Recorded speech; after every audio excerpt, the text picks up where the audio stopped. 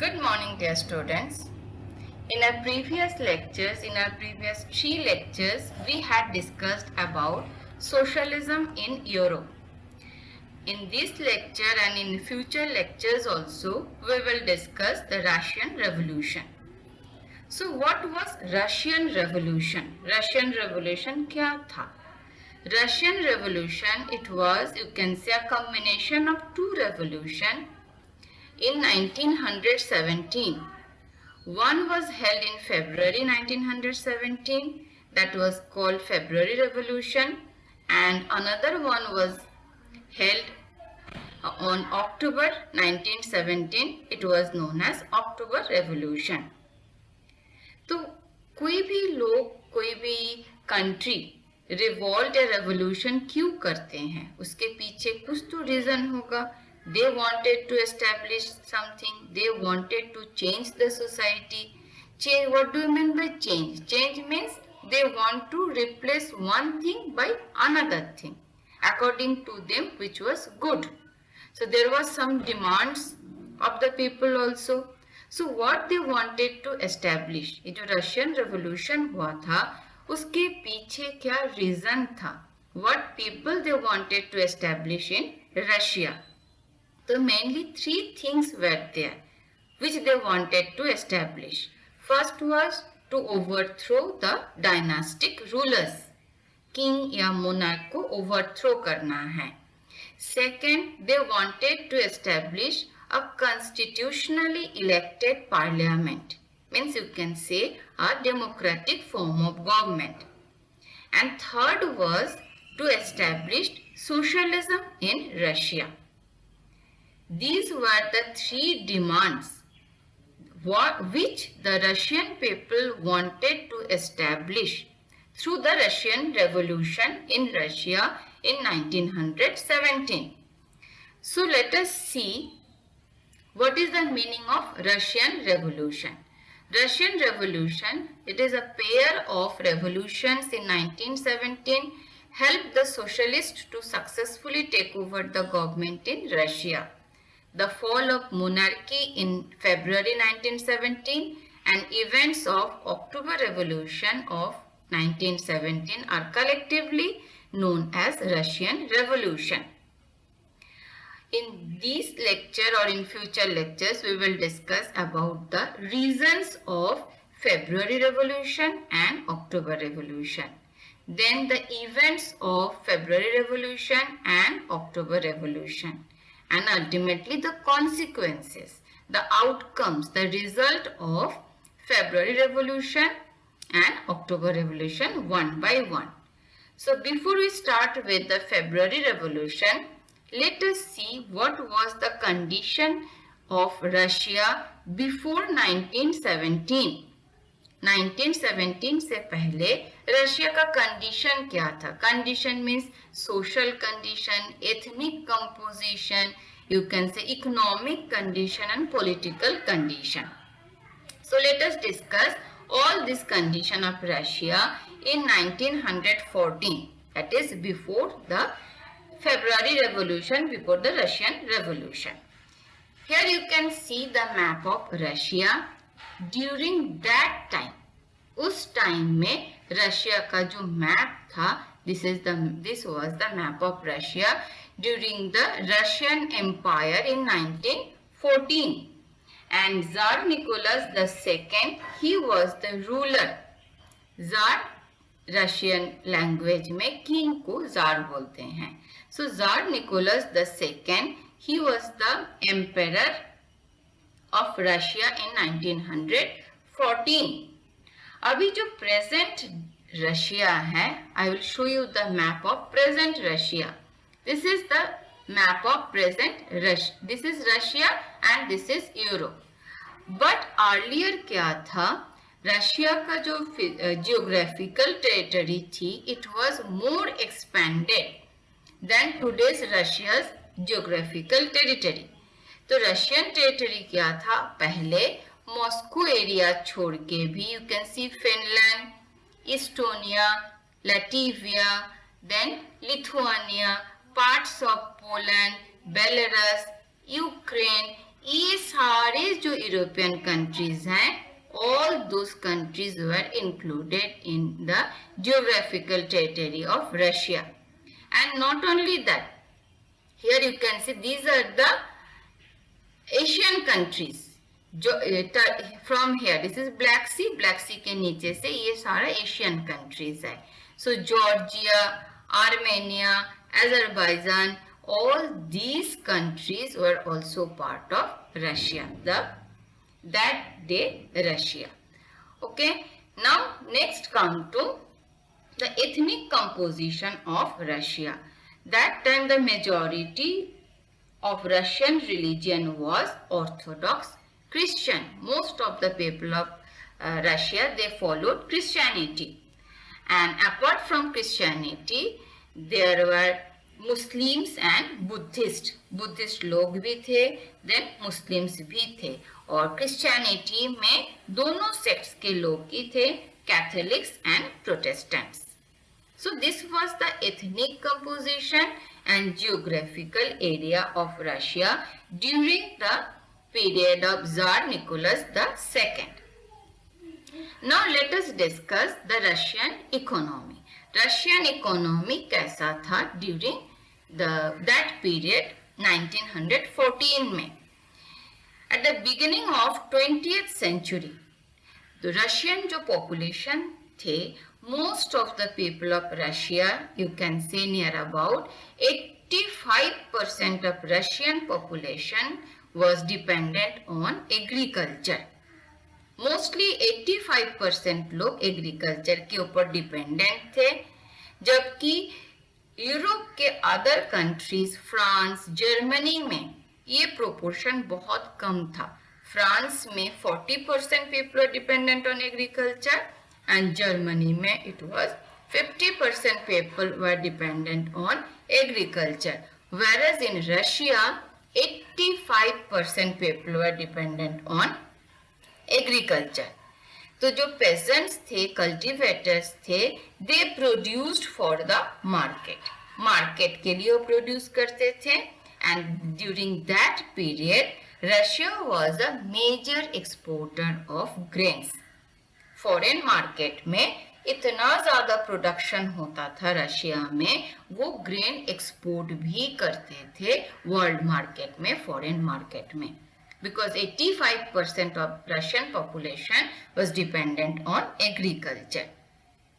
और अगर इंडस्ट्रीज की बात आप बोलोगे तो इंडस्ट्रीज ज्यादा नंबर में इंडस्ट्रीज नहीं थी उस time. You can see here the Moscow and Saint Petersburg. तो सेंट पीटर्सबर्ग एंड मॉस्को के आसपास ही कुछ इंडस्ट्रीज होते थे, जहाँ पे मीन्स बहुत छोटी छोटी फैक्ट्रीज होती थी. उसके बाद जब रशिया में 1890 में रेलवे का एक्सपेंशन हुआ था, एक्सटेंशन हुआ था, उस टाइम कुछ और फैक्ट्रीज सेटअप हुए थे.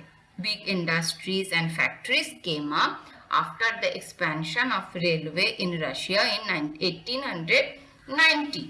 And उस टाइम पे क्या हुआ था, फॉरेन इन्वेस्टमेंट भी आया था. फॉरेन इन्वेस्टमेंट मीन्स कोई भी इंडस्ट्रीज को सेटअप करने के लिए कैपिटल की जरूरत है, पैसों की जरूरत है.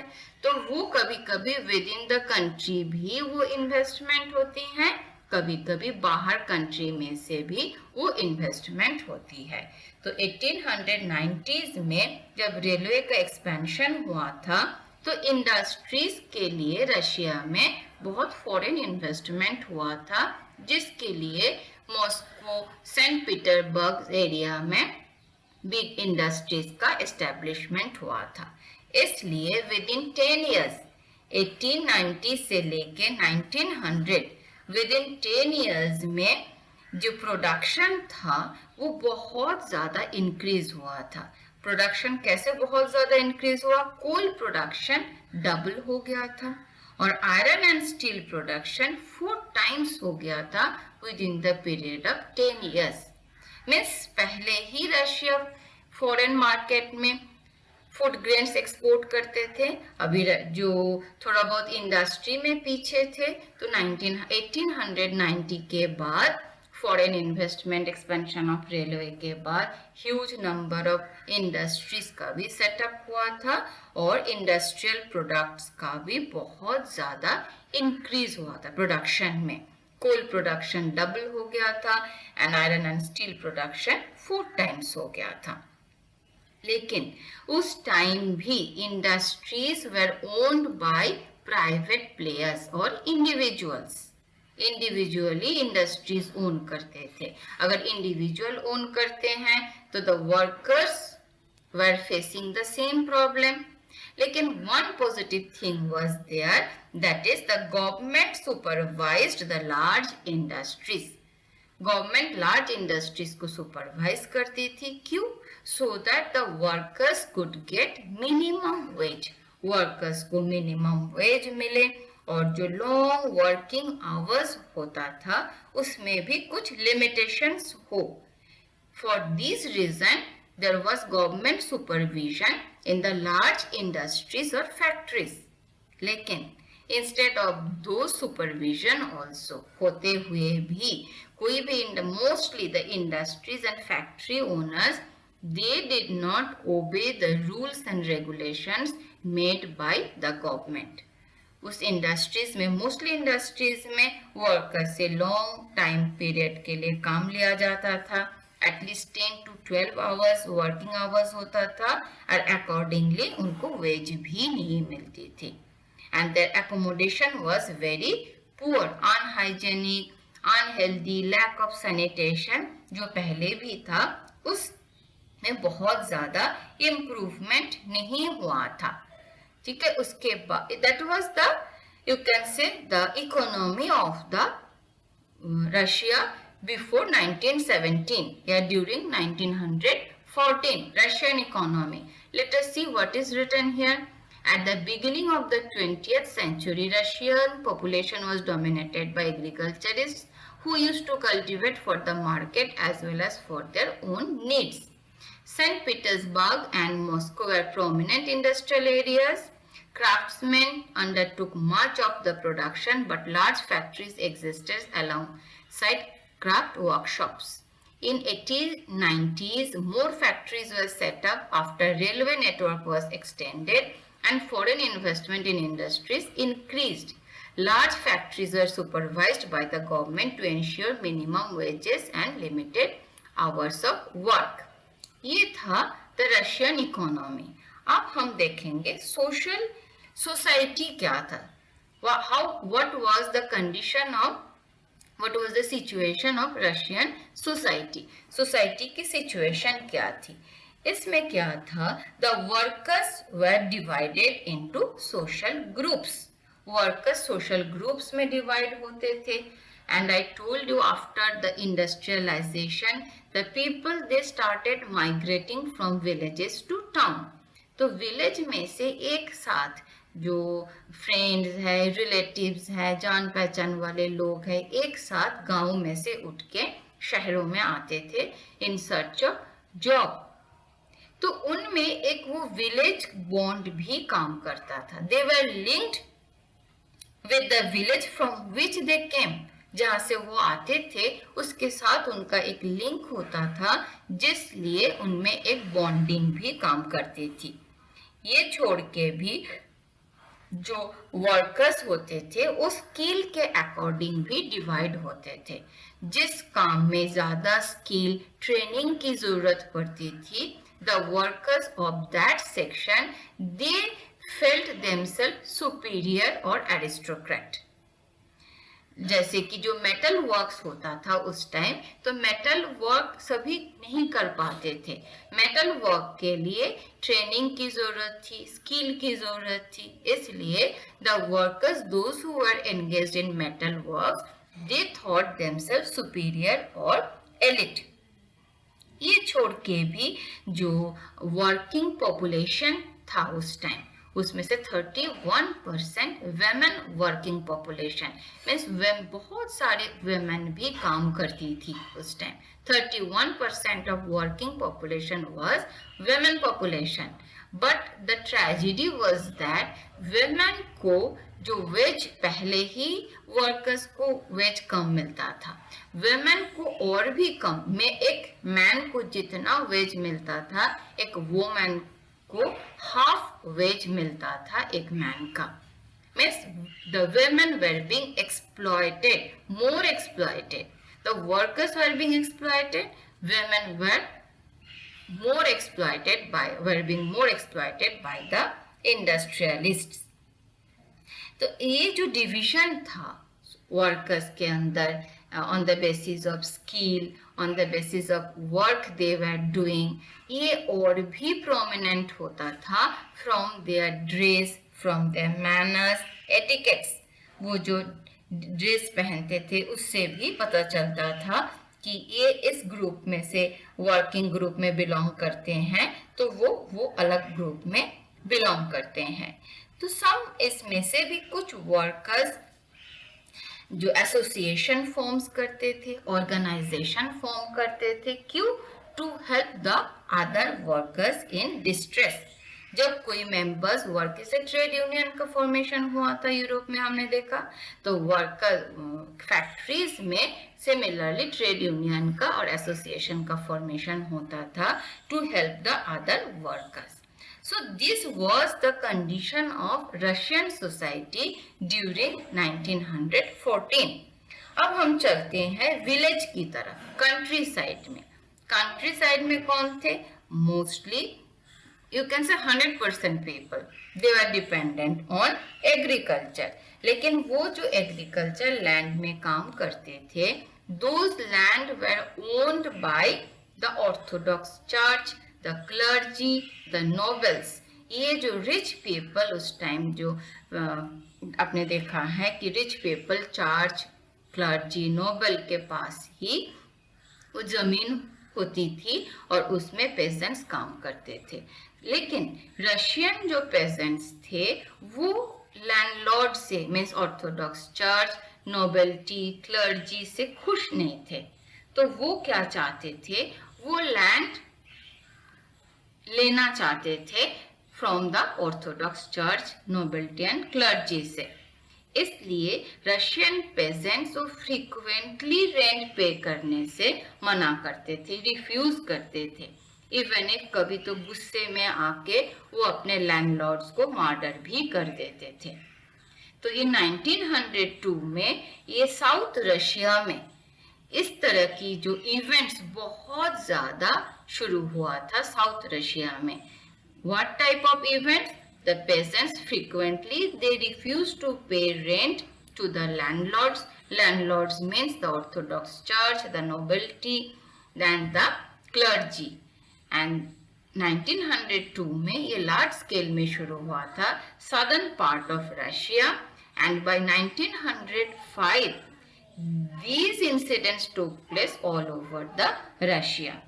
So ये जो Russian peasants थे वो लैंडलॉर्ड के ऊपर खुश नहीं थे. वो चाहते थे कि लैंड उनको दिया जाए ताकि वो अपने तरीके से लैंड को कल्टीवेट कर पाए. लेकिन रशियन पेजेंट्स जो थे they were different from other European peasants also. और एक तरीके से वो अलग थे.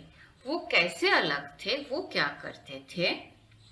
रशिया में जितने भी, मान लो कि कोई भी land owners, orthodox church, sorry, then nobility या क्लर्जी के पास लैंड है, वो सभी पूल किया जाता था, इकट्ठा किया जाता था periodically. Periodically means for 2 season, for 1 season, for 3 season के लिए इकट्ठा करते थे.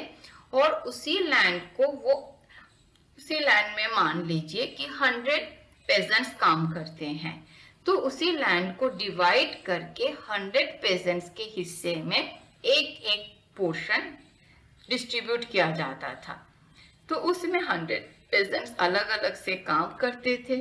पूल में काम करने के बाद जो प्रोडक्शन होता था, उसके बाद जो प्रॉफिट होती थी, वो आपस में डिवाइड होता था. मीन्स वो तो लैंडलॉर्ड को देना पड़ता था. तो ये जो pooled land, they pooled their land together periodically and their commune, divided it according to the needs of the individual family. जिस फैमिली में मेंबर्स ज़्यादा होते थे उस फैमिली को ज़्यादा लैंड डिस्ट्रीब्यूशन में मिलता था.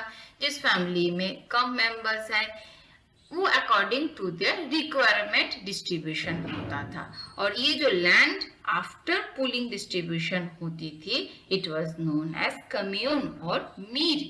सो what was mir? Mir means the pooled land which was distributed among the peasants during that period. Okay, so this was the condition of Russian society and the Russian economy. I hope this is clear to you. Thank you and have a good day.